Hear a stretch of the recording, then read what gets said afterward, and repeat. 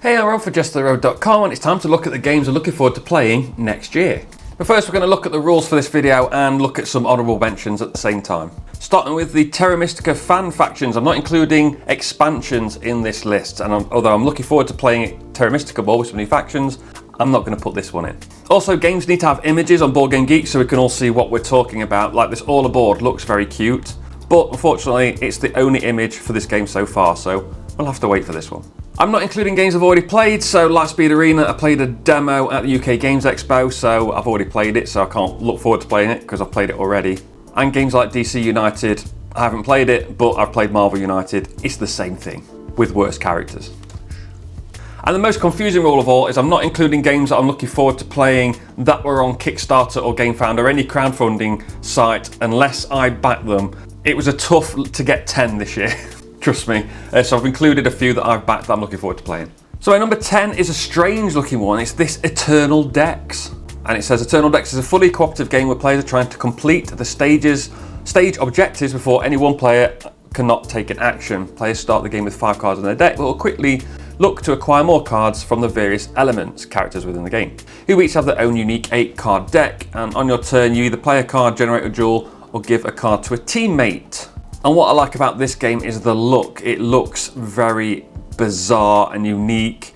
The cards have nice, weird artwork on them, but it stands out. You know what you're looking at. You can see a blue one, you can see a yellow two. I would say that it looks like the icons don't match up to the colours, because this one's a red card with a crown. This one's got this weird face shape here for the 9 and the 5. So not great if you have issues with colour.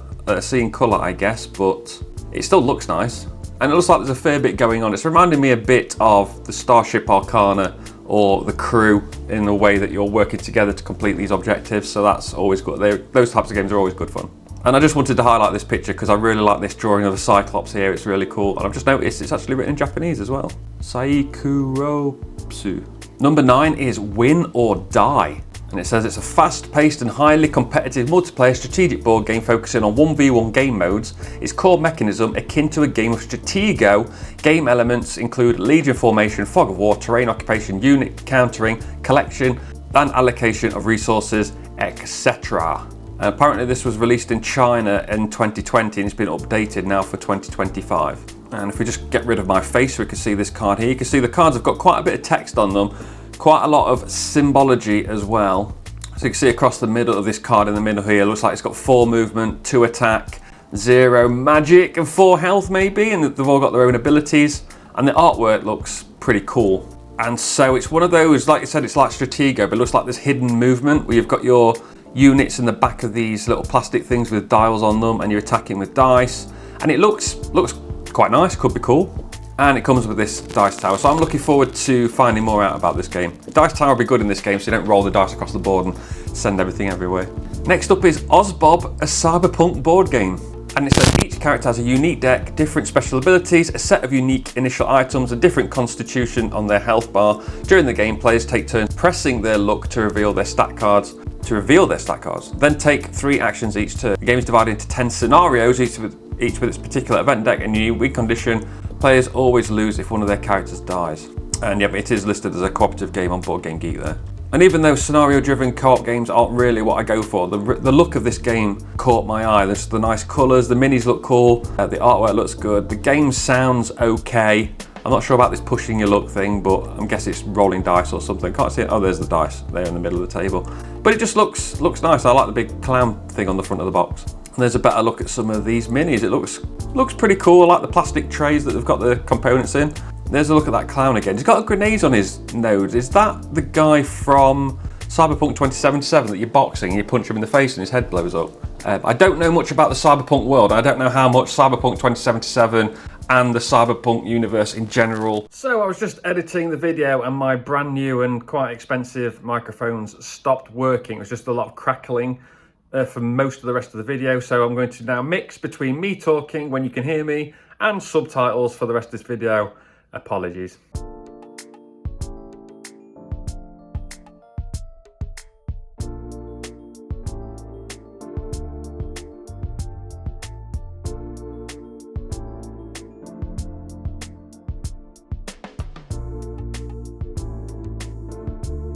futuristic racing game inspired by Wipeout, F-Zero, Mario Kart. Features hand building, simultaneous action selection, and a modular track. And while it looks nice, it's giving me a bit of a headache.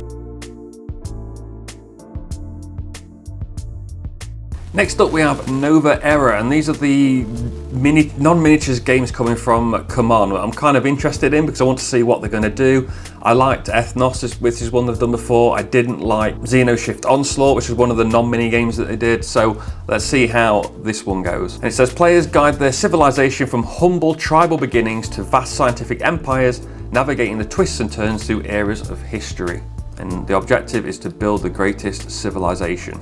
And looking here, this is what I sort of expected from a Come On game that isn't your Zombicides. It's very simple, very basic. It looks like there's not much going on, but I can guarantee it's probably going to be fun gameplay at least. It looks maybe a bit deck buildery. No, it says worker placement with dice. Oh, there's the dice. I wonder where you place them. Ah, I found it. This looks like a player board. So they've got alliances and Mirabai. I'm sorry, I don't know how to pronounce that. There. They've got irrigation, tanks, steam engines and windmills up top here.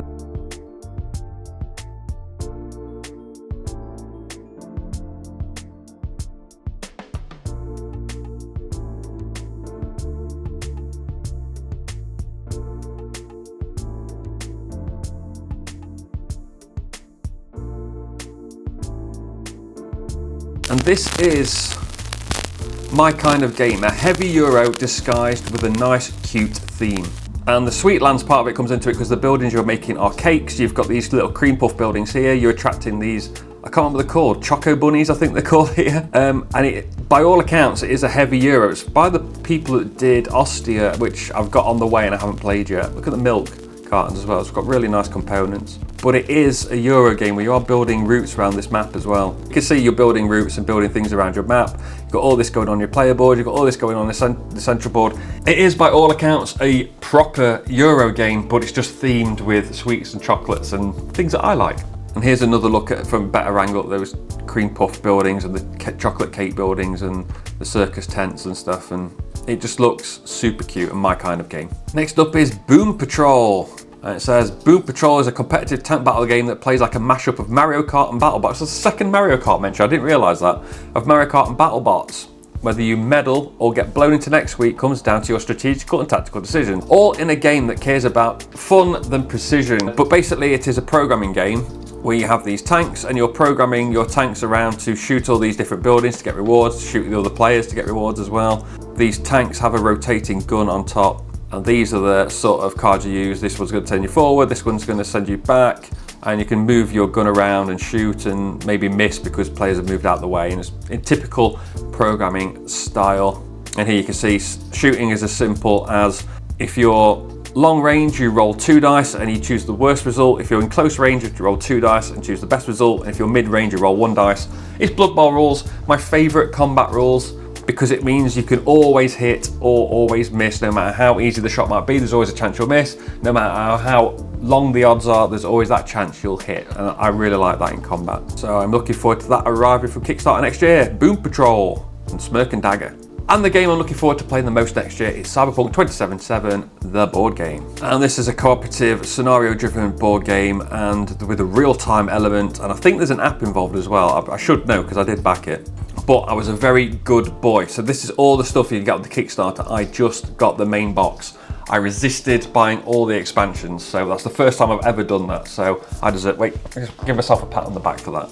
And this is what you're getting. There is just stuff on a board. You're moving minis around on a board and you're completing missions by rolling dice and matching your character's abilities with what you can do. And it's standard board game stuff, but themed around, for me, one of my favourite video games of all time. And there's another look at the board from above. We've got the minis with the different bases on, which tracks their health, I believe. Tokens all over the board. It just looks fun.